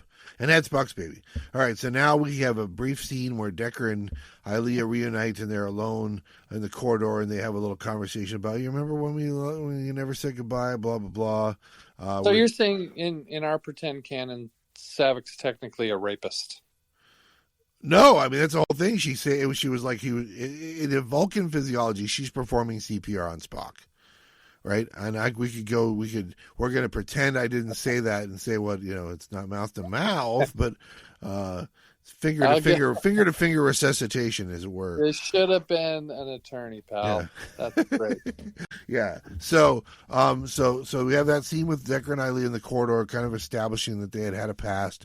They're going to do a good job of pointing out that, what relationship exactly did they have in the past? Roddenberry's going to fill us in much more detail than we get from the movie on what exactly their relationship fill was. us in like Decker filled Ilia in. Yeah. Well, except at this point, he's never done that before, right? So we don't know that yet, but he's going to say later, hey, remember all those times when Reed said that he had sex with every girl in Fall? I mean, when Decker said he had sex with Ilia? Yeah, it never happened. Sorry, I went off the rails. Speaking of going off the rails. Yeah, Decker's like the friend in American Beauty. Oh yeah, I sleep around all the time. Oh, it's my first time. Yeah, Yep, exactly. So then there's a courier vessel approaching. It's and then this is where we get a little bit of a description about how the Enterprise is technically a heavy cruiser, but it's also the most powerful warship in the fleet, maybe in the entire quadrant, kind of thing. And then when the courier vessel comes aboard, it drops off a passenger, and that passenger is why it's Mr. Spock. Did you always think it was weird that they stopped to pick up this guy? It's so urgent that they intercept this thing, but oh yeah, we can pull over for a minute. Well, I think that's true, but given who's on board, it's probably understandable that they did it, right? Oh, it is understandable, but you would think nothing. You would think nothing is more important than intercepting the intruder that's about to destroy the Earth. So, well, hold on a second. Yeah. It is a priority one. So that's absolutely true. There's nothing more important than intercepting that to the in-show, in-movie, in-universe, in-book story. But we're fans, and there's nothing more important than getting the band back together. Agreed. Right. So that's why it works. We're going to suspend disbelief, and we're going to say, thank goodness for that. So, so now. Do you wish? I know I'm interrupting you over and over. Please do. Do you wish they would have had a line to justify this, like in the movie, like, well, the delay will be minimal, Captain? Yeah, something like that. They don't even say it's a courier. Yeah, they just want it to be a surprise, right? And it pulls it off as a surprise. You've forgotten about Spock for a while, and so I will say this. Everyone's happy. Here's what I think Kirk would have said in real life, Butch. Captain, we have a shuttle that's miraculously about to intercept us, and it wants us to pull over for a second and pick them up. I think Kirk would say, fuck them. Yep. And then they would say, it's got Mr. Spock aboard, and he'd say, screech and hit the brakes. The captain has a brake right there right next to the captain's chair, you know. It's like a driver's ed teacher. That's exactly right. So everybody's happy to see Spock. He has zero time for any of them. He dusts them all. He just washes them right out of his hair. McCoy and Chapel as well, and he's off to help Scotty with the fuel calculations and engineering. And so I like this. This part, Butch, because Roddenberry does take a minute to explain why it's so helpful that Spock pitches in here, and it made sense. Yeah. Although that being said, the line that he gives McCoy to say, "Never look a gift Vulcan in the ears, Jim." I'm still not sure what I think about it. I said it and I kind of laughed at it as I said it. So maybe there's that. So no, I think that's a terrible line. Yeah. So Spock helps Scotty with the fuel, and then he goes to seek some seclusion in the forward pods. You know, where there's lots of lovemaking he can hear around there. Apparently, it's a place where it's a very, so it's like. Would you take an underage Shakespearean actress there? It's the equivalent of Enterprise's inspiration point, so I guess so. I wrote these should be the Ben Finney Memorial Pods, right? Is that right? So, yeah. So. You think there's condom dispensers outside the? No, they're all using the male birth control pill, dude. Okay, that's right. Yeah. Actually, I think like how in the animated series how they have the force fields, I think you just put a force field on your guy and go to town. I think you just beam it right out of the uterus with a faulty transporter. Oh, if anything. That's a very interesting concept too. All right, so let's see. So Spock is over there because he's thinking about this entity that he felt earlier. And that feeling was reciprocated. He felt it, and it felt him. We know. So now would you call it the Daystrom after pill? That's the one. That's the line of the night. Daystrom after pill. Well done. That's hilarious. Oh my gosh. Yeah.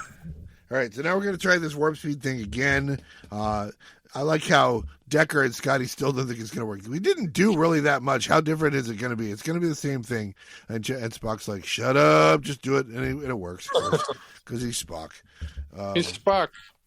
And you get the sense that almost through all the way through Kulinar, he's that much smarter than he was before because he can focus and stuff like that. So they get going again, and they're like, "Okay, Spock, we'd like to see you in the little lounge thing." And they take him to the lounge, the officers' lounge. Kirk and Spock and McCoy. I thought this scene in the lounge isn't as good as the scene we get in the film. They ad-libbed some lines and probably rewrote some lines, and the lines they got to do were better than what they give them to do. At some point, Spock says, "That question invades my personal life, Captain." Okay, slow your roll. Yeah. Whereas in the movie, we get, "Nor you with your predilection for Iran." You get this, Butch. Look at what I'm showing you. Hold on, I have my other screen on here, so yeah. All right, go ahead. Yes. Will you please sit down? Which is great in the movie. Yes. Tremendous. Yeah. So I think they do the scene better in the movie. There's a few scenes where they do it better in the movie. Even without the special effects, just interpersonal interaction, that they do it better in the movie. I think there's times where Roddenberry's doing a Strutter 78. Yeah. Where he's changing something that doesn't need to be changed. Yeah. And then after that whole thing, there's a bit about McCoy questioning whether Spock might turn against them. Again, that little thing is not as good. It's like, are you sure we can trust him? It's not about trusting him the way that Roddenberry's implying. It's about trusting. The trust isn't going that direction. And then we get the one interesting thing I think is like Kirk goes to talk to Decker, and he's like, what I want to have is, okay, so I get that we rerouted the phasers because of the whole thing, but this shutdown because the engine imbalance shows that we need a bypass. So I want you to build a bypass. And Decker's like, well, actually, if you talk to Scotty, he's like, don't argue with me! I said build a bypass. And, of course, we learned later that, he was about to say, Scotty's already building the bypass. And that was kind of fun. I enjoyed it. Me too. It's like, and none of that's in the movie. Yeah, of course not. Yeah, so that's good. I like that. They're turning off all our scanners to not repeat the Epsilon 9 mistake. But one of the things I thought was great is they have Roddenberry goes on about this conic interception course, which they mention in the movie, but they do a good job of explaining why you use that here, because you're approaching without threatening, right? You just slide in behind it, you're approaching, and then you kind of slide along behind and pivot and turn, and now you speed up to catch up kind of thing. It's very much the maneuver that they use in Armageddon to catch up to the asteroid around the moon. You know what it is, Butch? It's this. You're at the movies. Yeah. Yeah, they're never the wiser. It's like, she's like, now it's an hour in, and she's like, when did he put his arm around me? I don't know what happened. If you just come right in, they're going to back off. But if you, That's right. Yeah, and then again, this is where I mentioned that the 82 AUs in diameter is way too big, and that it should be 2. And then Spock says there's definitely an object at the heart of that cloud, and then it just shoots first. So then we get the extended attack sequence, and it's all right. It's kind of descriptive of what it is. The visuals in the movie are really, really good. They hold up, I think. That's the thing. We've talked about this before in the Trek novels. Yeah. It's hard to write about a space battle. It's hard, and I really don't like any of them. Yeah, and the movie was awesome. How it did it. It really is awe-inspiring how they did it. So, yeah, mention it and move on. Yep, that's what I think. And like that conic interception course immediately kind of gets where we have another 10 minutes of movie boiled down to 2 pages of material, and now they're trailing in. They're coming up the tailpipe of the ship, as it were. And they're speculating. Some of the ship is kind of like glistening. They're wondering, is it coherent matter and not like a hull or whatever? Which is interesting because it's like energy that acts like matter. And I'm like, that's a holodeck right there, is what you're describing, kind of a thing. So that's interesting. Can you just build from energy solid objects that you can then manipulate? Kind of is what they're asking. Yeah. So now we're at the point where we may as well scan them, and we don't get the whole, now that they have us right, now that we have them right where they want us. Hey, Butch. Yeah, go ahead. So not to, I hate when I listen to a podcast and they're mentioning something that happened that week and it really dates it because unless you're listening to the show live, everyone else who listens to it, it's this ridiculous reference. Yeah. But I was listening to the news today about what's his ass that shot the United Healthcare CEO. And they were saying how he printed... I assume this is like 3D printing, but he printed a gun. Yeah. Yep. I don't understand that. That is future stuff. I don't understand how you print a gun that works. Well, it works once is what it is, right? It's like a one-shot thing. But how? How? What are you making it out of? I don't understand that. I that's what I'm saying. I really can't fathom this concept. I don't know, and I didn't Butcherpedia it. But you had to have a big chunk of cold rolled steel and a drill.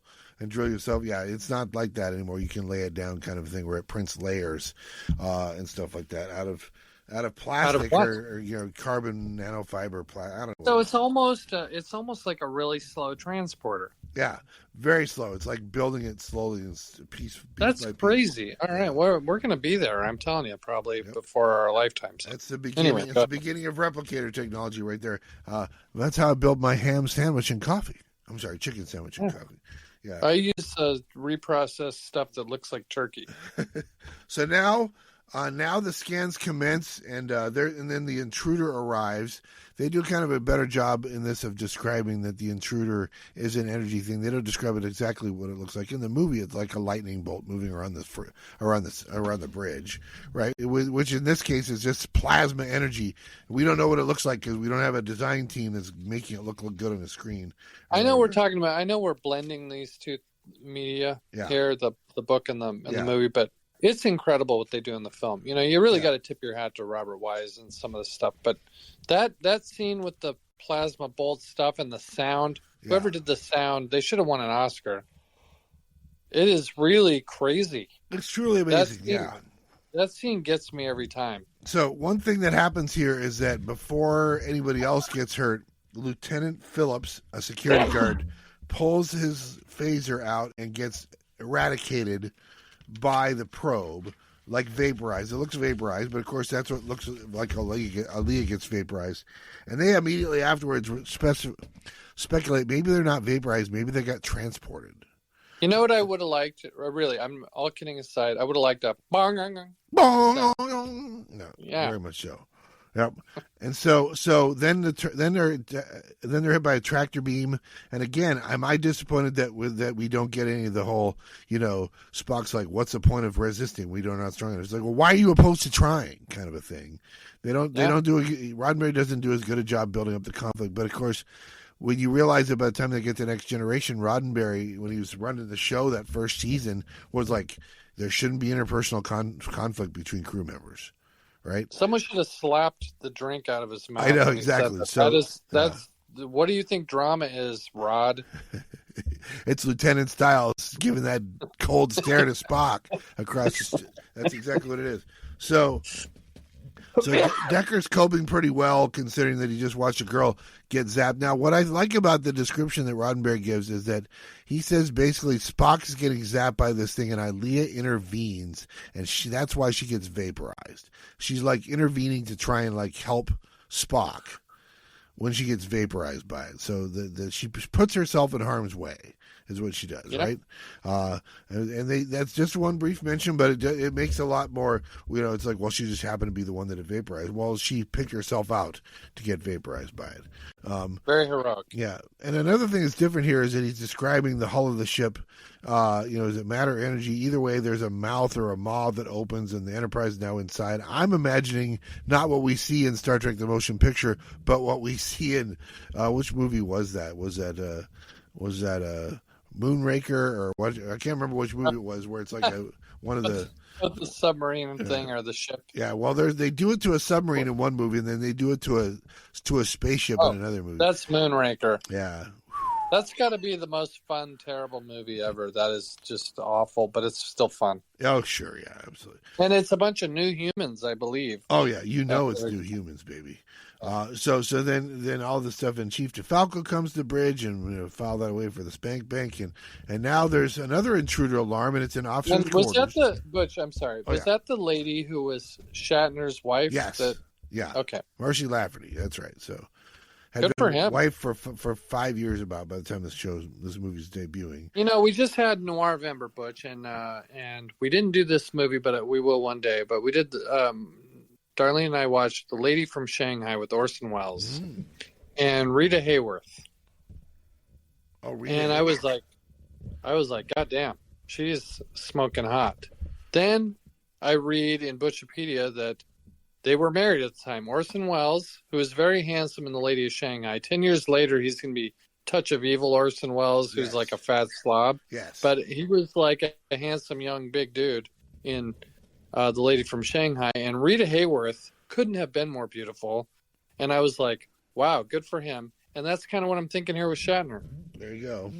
Yep, and it works out. Yeah. That's he can still pull down the beaties. That's for sure.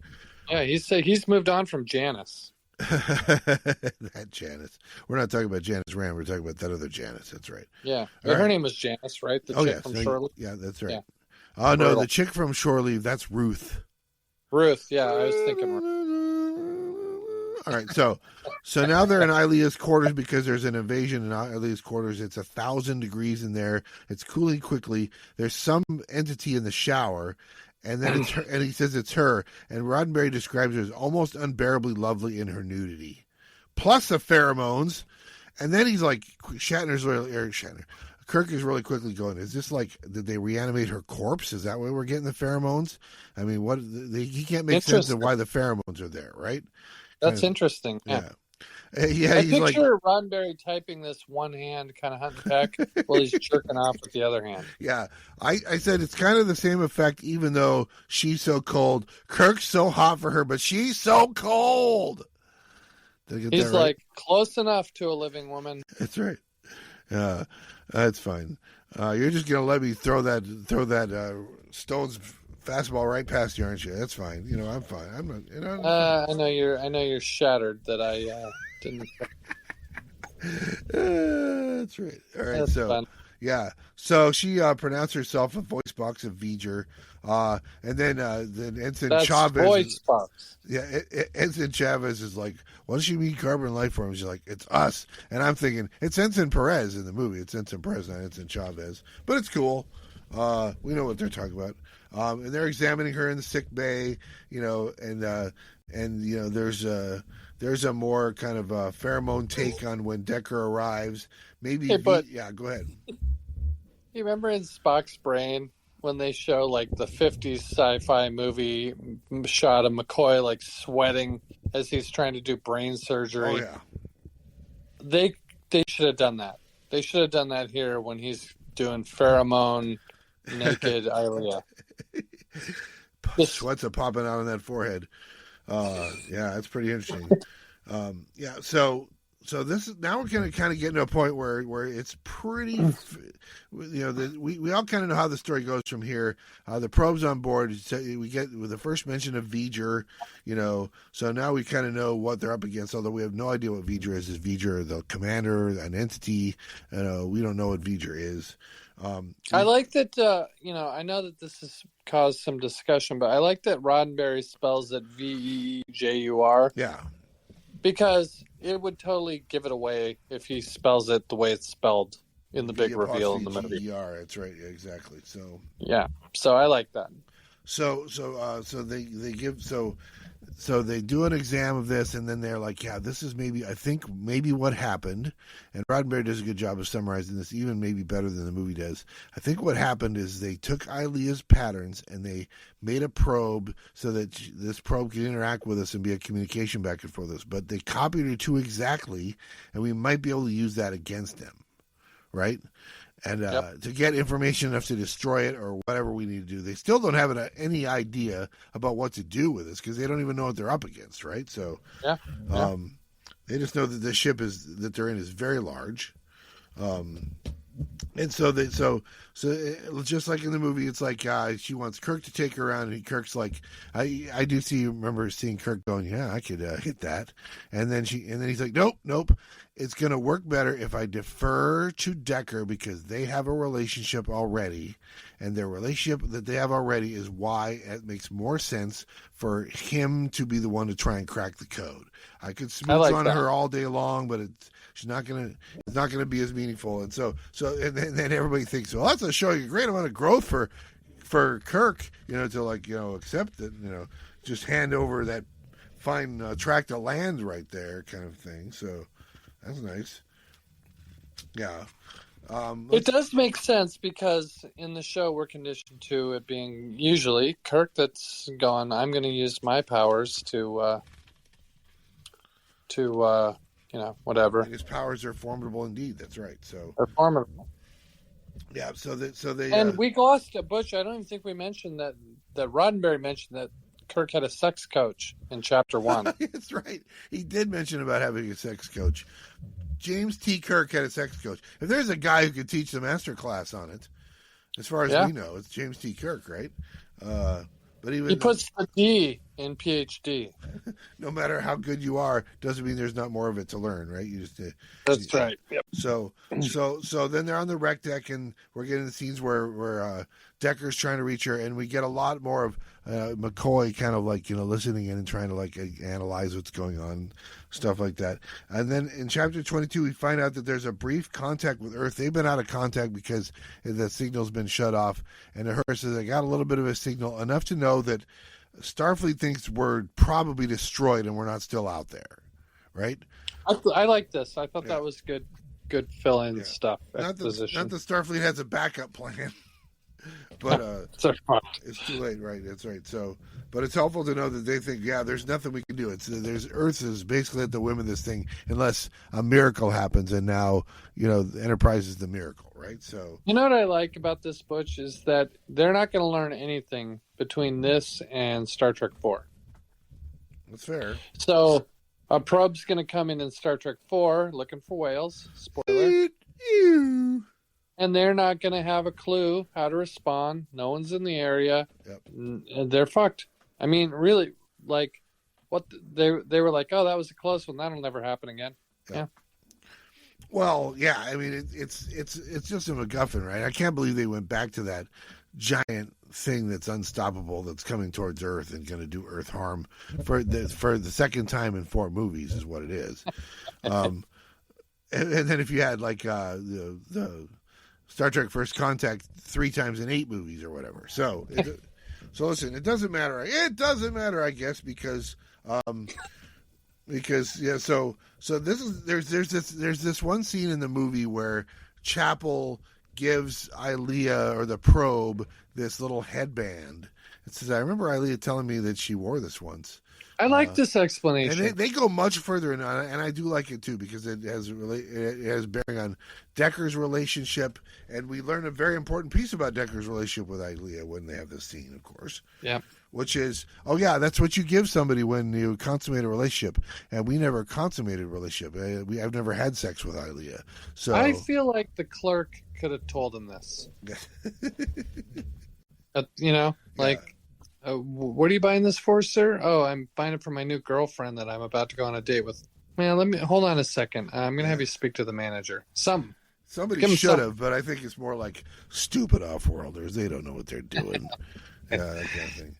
Probably those stupid Americans. They do not know. We will not tell them. Go ahead and order the baguette and the escargot if you want. This asshole probably takes the tube when he wants to go from Africa back to San Francisco. That's exactly right. So then we get chapter 24. We get V'ger's story from V'ger's point of view. We get a V'ger's chapter, which is interesting. I actually like the movie version of this story better. How's that? Well, I mean, Spock sort of narrates what he thinks happened, or what he observed to happen, or what he put together 2 and 2. I thought it was better than the V'ger chapter. Not by much, but a little bit. What do you think? Because this is happening. So Spock's already used the jetpack and he's gone through the portal, and now he's in the inner mechanism of V'ger, and then he decides he has to mind meld with it, and then we get the chapter where it's like, yeah, I had this brain reach out to me, and now it's reaching out to me again. It's currently just about to cease functioning. says V'ger, but yeah, I do too, because if nothing else, we're getting it narrated by frickin' Leonard Nimoy, right? Instead of Yeah. This is I will say this. This is not exclusive to Star Trek the Motion Picture, but I think the dumbest thing that Spock ever does in the show is try to mind meld with things that aren't minds. Sometimes it works. I'm going to mind meld with the rock. Yeah, so it worked with the Horta, although the Horta is kind of more of a life form than we think it is at the start, whereas V'ger and also whatever Nomad are not life forms, right? So it doesn't go well either time.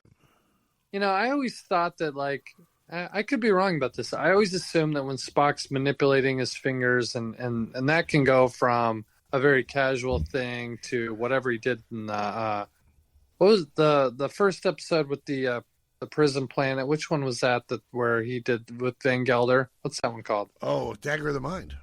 Dagger of the Mind. It's a very elaborate thing to do a mind meld. Yeah. Later on, he's doing it like, "Hey, what's up?" But he's manipulating kind of like, I always thought he was, doing pressure points and stuff. And I guess for a mind meld, you really just need some kind of physical contact. It's not, but I don't understand why Spock would think he can mind meld with a rock or a ship or whatever it is and have it work. It's always worked before. Yeah, I guess. I guess if you can sort of telepathically communicate by putting your hands on the wall and getting the guard to come open it in a couple episodes, maybe I guess you can mind meld with stuff that doesn't have a mind, but I don't know. I always thought that was strange. It seems fair to me to ask that question. Because they're inconsistent with it, I think. In this case, V'ger is aware that he probably has damaged Spock, this entity who he's already been in touch with, and then Kirk, of course, goes out in a jet suit to go get Spock, and then he gets a message saying, by the way, don't go in there, and they're like, why not? He's like, Spock's being sent back in there. How do you know that? The answer is because the Ilea probe just told Decker. I like that. I also like that they show V'ger about to just execute Spock. Yeah. And then he pauses for a millisecond or whatever. I like the fact that they're describing how fast all these things, computations with he's using the new Google chip or whatever, and computing stuff so fast that V'ger mulls stuff over for a trillionth of a second or whatever. But I like the fact that he was this close. V'ger was this close to just terminating Spock as like a nuisance. That's kind of cool. I mean, that's not in the movie. Oh yeah, absolutely. And it's good that he doesn't. And we're going to learn for everybody involved, V'ger included, right? So maybe V'ger kind of he has mercy on him because he doesn't know why, but because maybe he thinks there's a part for this little Spock guy to play. If he's watched enough of the episodes, he would know that there usually is. And so now we get. I can't believe he hasn't heard of Spock. I can't believe V'ger hasn't heard of Spock. Yeah, that's exactly right. You think you'd know. You've been everywhere. I've been everywhere, son. Maybe not. But yeah, so now we get the sickbay scene, which I think is the best scene in the movie. I'm not sure really? I agree with it here. The idea where they're talking about, Decker's complaining he hasn't been able to crack the Ilea probe. You should take me off the duty. And then Spock wakes up with a laugh, and he recounts seeing that V'ger is capable of alternate dimensions, but he can't conceive of how to reach them because he can't believe in them, right? And there's some... Hey, go ahead. We should just change the name of the podcast to Hey Butch, because I interrupt you all the time. But I think the acting in Star Trek the Motion Picture is tremendous across the board. And Nimoy does a tremendous job in the Spock character arc, right? He's a total dick when he comes on board. And he has this big transformation and growth, and really turns into the Spock that we know and love for the rest of time. That we've seen glimpses of in the show. That's why I think this scene is so important in the movie, is because it's very important. It's transformational for Spock as a character. It's a transformational scene. Who do you think? I think Shatner does the best acting job in the motion picture. With Spock a very close second, but who do you think does the best acting job in Star Trek the motion picture? The motion picture. I think most of them aren't at the top of their game, honestly. Really? Yeah, I think Shatner probably. Well, we're not getting the Spock. Everybody wants the warmer Spock, the more conversational Spock, and they don't get him until here, right? But there's plot reason for it, right? Yeah, so that goes to our Marnie, if I may call back our Marnie podcast, where you have to have somewhere to go. If he's the old Spock when he comes on board, where does he go from there? But he comes on board as this cold, if I may, alien Spock. Yes. Right? Kind of like, Hitchcock gave the direction to, what's her face? Tippi Hedren. Not Tippi Hedren, the chick from Silence of the Lambs, Diane Baker. Oh yes, yeah, thank you. He says you have to be smiling so that when the person comes in, you go to serious. You can't come in serious. You got nothing. And Spock comes in way over the top cold, and then so that gives him plenty of room to grow into warm Spock, or whatever you want to call him. Yelly Paul, whatever you want to call him. Yelly Paul. But I really like Shatner's performance because he does the same thing. He's way over the top at the start, and he's not Captain Kirk we know, and he's fucking up left and right, and he's being selfish, and he's being a dick, and he's being a dumbass, and then he turns back into kind of the Kirk. They're both great. They really are great. And this scene, if you could, condense the essence of Star Trek into a moment, it's that moment when they grasp hands and Spock smiles at it's that whole Tahila thing. It's great. You're right. Yep. And he just doesn't capture it. Roddenberry doesn't capture it in the book the way that the film does, and I guess you can't really fault him for that, I suppose, because they're saying the same thing. It's just it has more impact when you're seeing visually, I think. No, it transcends what you can write on the page. But we do get the important stuff, which is, Spock's like, look, V'ger is wondering, is that all there is? Is that all I am? And he's barren and cold, and he has no ability to feel, and as a result, Spock is essentially declaring that V'ger is a evolutionary dead end, basically, right? He's a cheetah, which means you're really fast, which makes you powerful and stuff like that. But it also makes it so that you're an evolutionary dead end. It leads to nowhere being that way. And the subtext of that is I was going through this thing to like turn me into this, right? And now this reached out to me that morning. I didn't pass that test, and as a result, I'm turning away from what I'm finding out was a dead end, and I never should have gone down that road in the first place. Right? He's learning a lot about himself here and things like that, which they don't really describe in the book as well as they do in the movie, I think. But again, that's the performances of the actors and stuff like that you're getting in the movie and stuff like that. So does this surprise you that it takes longer to get a bachelor's degree than it does to achieve Culinar? Well, it depends on what you get a bachelor's degree in. I mean, that's the thing. I imagine some people it takes longer than others, right? Spock's he's probably in an advanced accelerated program. Right. You're right. So now V'ger's reached Earth orbit. Decker sends. It says that Decker says he finally reached through to Ilea, although I don't know who he's saying this to, because what he's telling us, the reader, is that he had sex with her in his quarters. Or her quarters. If he couldn't handle it when she was human, why can he handle it? Oh, I think he's not handling it that well at all, is what it is. I mean, it's like, and it's really, it's one of the, and he's like, the two had begun love play, which is like, oh, Jesus. Some of the conversational stuff is so ham-handed, and then he starts to wonder, was I having sex with Ilea or was I having sex with V'ger? And that kind of weirds him out a little bit, as it would. That was good though. I like that because that is less clear in the movie. Yeah. That some spark of her actual whatever makes her still remains in this perfect replica. Yep. And so Spock says we should treat V'ger as a child because he doesn't know what he wants. He's petulant and stuff like that, so they do.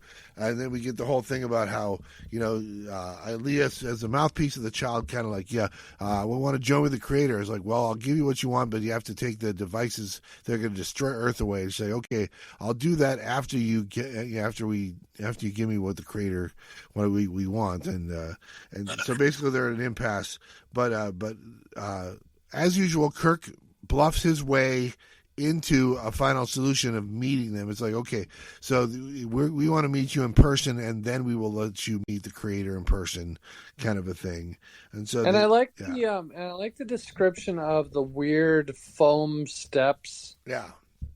That materialize, whatever. Yeah, we see that in the director's cut, which is really well done in the director's cut. Yeah. But it still isn't entirely clear what's happening. It's cool looking, but it's 3D print. It's 3D printing a bridge, is what it is. Like, right? Yeah. So when they arrive, she points out there and she says, "That's the V'ger's beginning, right there," is what we see, and we see pretty quickly that there's an old timey Earth probe, right? Which we recognize we've seen in the pictures of Voyagers and Pioneer 10s and stuff like that to know that that's what that is. And sure enough, it's Voyager 6, which there is no such thing as Voyager 6. They made Voyager 1 and 2 and never made it. Isn't it amazing that we still get data from those Voyager probes? Oh, yeah. Pioneer They've been communicating with them this year. Yeah. It's like that's bananas. Yeah. Well past his natural life. It's really amazing that's true. So then quickly this wraps up in that they're having conversations, but unlike the movie where Decker is more involved in the conversations with Kirk and Spock and McCoy, he's pretty much just mooning after Ilea this whole scene while Kirk, Spock, and McCoy are talking. Yeah. It's desperate to unite with its creator. He doesn't want to meet the creator. He wants to unite with the creator. And they're like, and so that interrupts the sequence by burning out a wire, making the creator come there to fix it, so that he'll be able to, so that V'ger will be able to meet the creator, and then basically what happens is exactly that. There's the music kind of gets a little sexy, and Decker and Ilea probe start to merge into one and turn to the blue sky beam, and the air envelope around the Enterprise starts to degrade, and so it's implied that Spock has to like carry Kirk and McCoy the rest of the way back before they die of suffocation, kind of a thing. That's fun. Yeah. And then they say, they get back to the bridge and everything kind of ends the way the movie ends, which is, we were there present at the birth of a new life form. It's been a while since I've given birth to delivered a baby. I hope we got this off to the right start. Second start of the right note. What should we do now? Starfleet calls and says, beam back down, and he ghosts them. Good for him. And says, what direction? And he's like, out there, that away. And they warp out. That's how the novel ends, which is very true to how the movie ended. So very on brand. Yeah. So that's how. So I mean, I think for the most part, it's a pretty faithful adaptation. There's parts I think are better than the movie, parts I think that aren't as good as the movie. So ultimately, for me, because again, this is another movie. Novelization, I was inclined ranking wise to put it right next to Star Trek Wrath of Khan on my list, and then try to decide which of the two novelizations I like better relative to the movies that they were based on. Okay. That's how I did it. I don't know how you did it. And as a result, I don't know how we got there. As a result, I think I might have it rated too high. I have it close to where I ranked Star Trek II, the novel. Yeah. But I have it two places below Star Trek II, and pretty in the middle of the pack. Yeah, but I put Web of the Romulans between them. Yeah, see, mine. I have Web of the Romulans above both of them. In fairness, but they're both too high. I have this at 6, and I have Wrath of Khan at 7. And it's really. Do you enjoy kind of like the Roddenberryizations of things, or do you like the fleshing out of the Savick character and kind of some of her interconnections with other characters and stuff that we got? Not just Savick, but Peter. Right, Peter Preston and stuff like that. Right. I have it at 12. Yeah, so I have this at 6, and you have it at 12. I'm pretty convinced you're probably right on where it should be, where it should be. But that's where I have it on my list. So I don't know. 6 feels too high, but at some point, we'll reevaluate probably when we get near the end of this, and we'll see if my ratings change. I'm inclined to think that these novelizations aren't going to be as high as they are right now. So well, I remember, like. And I'm basing this off of memory, but I don't really remember. I'm sure I've read the novels of at least the first 5 movies. I don't know that I ever read Star Trek 6. I have it. But I remember reading in 1989 or 90, I think it was 90, Star Trek 5, or maybe it was 89, the novel for Star Trek 5, and liking it quite a lot in comparison to the film, because they fill in extra stuff. I feel like Roddenberry really did the bare minimum with adding to the movie. Yeah. The thing about a book is you can fill in gaps. A movie, you have 2 hours, and stuff's going to be told visually and not explained, and we're jumping from scene to scene, and a novel allows you to fill in those gaps. He really didn't avail himself of that. Yeah, I agree with $400,000 and let me tell you this. I remember I was thinking, wow, I can't believe he spent 256 pages and didn't really do more, considering he cut out all the he took those 7-minute long scenes and turned them into a page and a half. But then you look at, I swear this has a bigger font size than those other novels we read. Right? Yeah, I don't have no 256 pages in my book here. Yeah, I'm guaranteeing you that it's not as long as my book makes it look, because 256 is kind of right around the middle for the Star Trek. Is that what it has for the motion picture? That's what mine has, 256. That's right. Mine has 181. Yeah, see, that's printed on the same font size that the novels we've been reading is on, right? Because it's shorter, it's a faster read, because even though the pages there's more pages, there's not as much word on the page.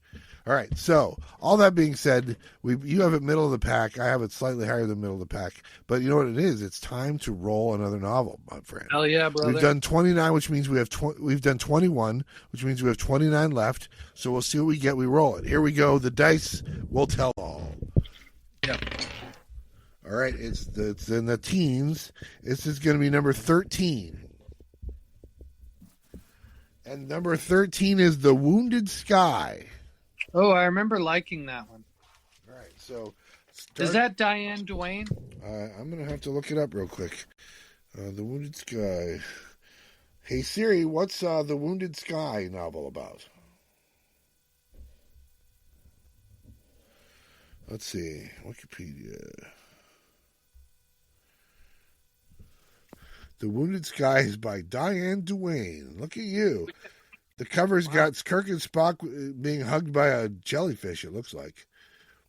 Yeah. I remember liking this one. This is one of the ones I don't remember the story, but I think it has something to do with like mini universes or something. But I remember liking this one, so I'm excited about this. Spoiler, the author would 4 years later adapt the novel's plot for the teleplay of the first season Star Trek Next Generation episode Where No One Has Gone Before. Which I don't remember, so I'll have to watch that. All right, 255 pages long, by the way, speaking of right around the average. All right, so that's cool. So I'm going to have to watch that Next Generation episode. That's right, exactly. So I'll maybe read the novel and then watch the next episode, or maybe watch the episode, then read the novel, and watch the episode again. All right, so that's going to be number 22, The Wounded Sky by Diane Duane. And so that takes us to the end of our 21st episode of Is That a Trek in Your Pocket? We're making good progress here. We're doing the Lord's work, Rob. That's the important thing here. Yeah, we are. As we bring 2024 to a close, we're going out in style. That's exactly right. So join And us. it really was nice to visit a really landmark book, not because it's a great book, but because it was the first of this whole new universe of Star Trek we got, which is the pocket novels and the movies. Absolutely. Yeah, and a universe of novels that really, really kind of impacted us personally, right? So that's tremendous. We were there when we got to see where it was when it started. All right, so join us, faithful listener, next time here on Star Trek, Is That a Trek in Your Pocket? Probably January, but live long and podcast.